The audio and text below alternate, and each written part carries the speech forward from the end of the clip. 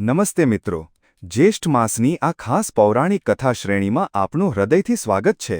આ જ્યેષ્ઠ માસમાં આપણે ભગવાન જગન્નાથ અને તેમના પવિત્ર ધામ જગન્નાથપુરી પુરુષોત્તમ ક્ષેત્રની મહિમાનું શ્રવણ કરી રહ્યા છીએ. આજે આપણે રાજા શ્વેતની વિશેષ કથા સાંભળીશું. તો ચાલો આજની કથા શરૂ કરીએ.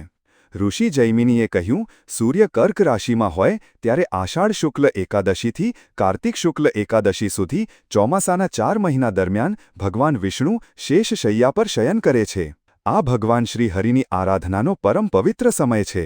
આ 4 મહિનામાં જે મનુષ્ય ભગવાન જનાર્દનની નિકટ રહીને દિવસો વ્યતીત કરે છે તે દરરોજ અશ્વમેઘ યજ્ઞના ફળનો ભાગી બને છે.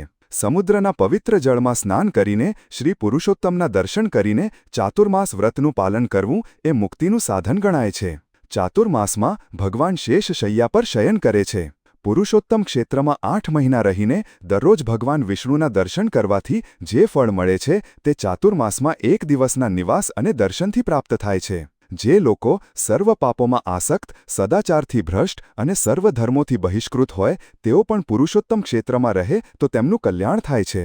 જે દૂધ પીને કે શાકાહાર કરીને ચાતુર્માસ વ્યતીત કરે છે તે અહીં પ્રચુર સુખ ભોગવીને અંતે પરમ શાંતિ પ્રાપ્ત કરે છે. ભગવાનની પ્રસન્નતા માટે મનુષ્યએ અહીં ભીષ્મ પંચક નામના ઉત્તમ વ્રતનું પાલન કરવું જોઈએ અને જંગલી ફળમૂળ ખાઈને રહેવું જોઈએ. આ વ્રત ભગવાનની પ્રસન્નતા વધારનાર, સર્વ પાપોનો નાશ કરનાર અને વૈકુંઠધામ આપનાર છે. હે મુનિવરો, આ બધું રહસ્યની વાતો છે. જે વ્રતો ભગવદ્ ભક્તિ વિનાના મનુષ્યો માટે નિષ્ફળ થાય છે તે સારી રીતે જાણવું જોઈએ. વ્રતોમાં ભગવાન પ્રત્યે ભક્તિ અને શ્રદ્ધા હોવી અત્યંત જરૂરી છે. આ વિષયમાં એક સુંદર પૌરાણિક કથા છે. પ્રાચીન કાળમાં ત્રેતા યુગમાં શ્વેત નામના એક મહાન રાજા હતા. તેમણે વ્રતમાં સ્થિત થઈને ભગવાન પુરુષોત્તમમાં અપાર ભક્તિ કરી. રાજા ઇન્દ્રદ્યુમ્ન દ્વારા નિશ્ચિત ભોગની માત્રા પ્રમાણે તેઓ દરરોજ ભગવાન લક્ષ્મીપતિ માટે પ્રસન્નતાથી ભોગ ધરાવતા. અનેક પ્રકારના ભક્ષ્ય ભોજ્ય, 6 રસયુક્ત વિચિત્ર માલ્ય, સુગંધ, અનુલેપન અને ઉપચારો ભગવાનની સેવામાં સમર્પિત કરતા. એક દિવસ રાજા શ્વેત સવારે પૂજા સમયે ભગવાનના દર્શન માટે ગયા. તેમણે ભગવાન શ્રી હરિના દર્શન કર્યા અને પ્રણામ કરીને બંને હાથ જોડી મંદિરના દ્વાર પાસે ઊભા રહ્યા. પોતાના દ્વારા તૈયાર કરેલા ઉત્તમ ઉપચારો અને સહસ્ત્રો ઉપહારોની સામગ્રીઓ ભગવાન સમક્ષ જોઈ.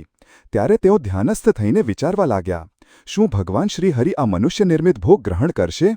આ બાહ્ય પૂજનની સામગ્રી ભાવદૂષિત હોવાથી ભગવાનને પ્રસન્ન નહીં કરે. આમ વિચારતા રાજાએ જોયું તો દિવ્ય સિંહાસન પર સાક્ષાત ભગવાન વિષ્ણુ વિરાજમાન હતા. દિવ્ય સુગંધ, વસ્ત્રો અને હારોથી શોભિત લક્ષ્મીદેવી તેમની સમક્ષ અન્નપાન પીરસે રહી હતી અને ભગવાન ભોજન કરી રહ્યા હતા.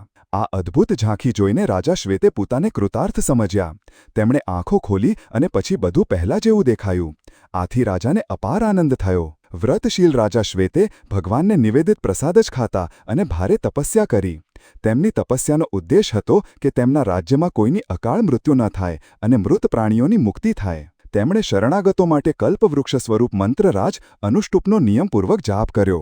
100 વર્ષની તપસ્યા પછી રાજાએ સાક્ષાત ભગવાન નરસિંહદેવના દર્શન પ્રાપ્ત કર્યા. ભગવાન યોગાસન પર કમળ ઉપર વિરાજમાન હતા. તેમના વામ ભાગમાં લક્ષ્મીદેવી શોભી રહ્યા હતા. આશ્ચર્યચકિત રાજા શ્વેતે હર્ષથી ગદગદ વાણીમાં કહ્યું, હે નાથ, પ્રસન્ન થાઓ. એમ કહીને તેઓ ધરતી પર ઢળી પડ્યા. ભક્ત વત્સલ ભગવાન નરસિંહદેવે કહ્યું, હે વત્સ, ઉઠો, મને તારી ભક્તિથી પ્રસન્ન જાણ અને ઇચ્છિત વરદાન માંગ.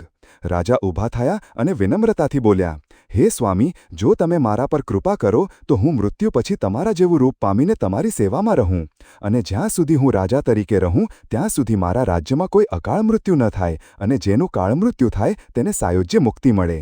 ભગવાને કહ્યું, હે શ્વેત, તારું મનોરથ પૂર્ણ થશે. 1000 વર્ષ સુધી તું સમૃદ્ધ રાજ્યનો ઉપભોગ કર.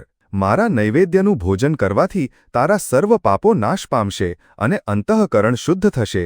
પછી તું મારી સાયુજ્ય મુક્તિ પ્રાપ્ત કરીશ. આમ ભગવાન નરસિંહદેવે વરદાન આપીને અંતર્ધ્યાન થયા.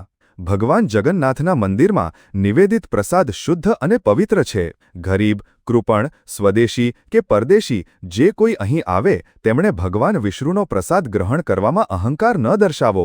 ભક્તિથી, લોભથી કે ઉત્સુકતાથી પણ જો પ્રસાદ ગ્રહણ કરવામાં આવે તો તે સર્વ પાપોનો નાશ કરે છે. જે પ્રસાદની નિંદા કરે તેની દુર્ગતિ થાય છે.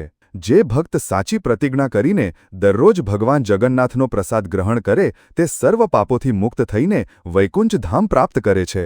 ભગવાનનો પ્રસાદ ચીરકાર રાખેલો હોય, સુકાઈ ગયો હોય કે દૂરથી લાવવામાં આવે તે હંમેશા પાપોનો નાશ કરનાર છે. જગન્નાથજીનો પ્રસાદ અને ગંગાજળ બંને સમાન છે. કલિયુગમાં ધર્મના 3 ચરણો નાશ પામે છે, ફક્ત એક ચરણ રહે છે. લોકો અસત્યવાદી, દંભી અને હિંસક બની જાય છે. ધ્યાન, તપસ્યા કે વ્રતોનું પાલન નથી થતું. આવા સમયમાં ભગવાન વિષ્ણુ જ સૌની ગતિ આપનાર છે. નીલાચળ ક્ષેત્રમાં ભગવાન સાક્ષાત શરીર ધારણ કરીને વિરાજમાન છે. તેમના દર્શન, સ્તુતિ અને પ્રસાદ ભોજનથી મોક્ષ મળે છે.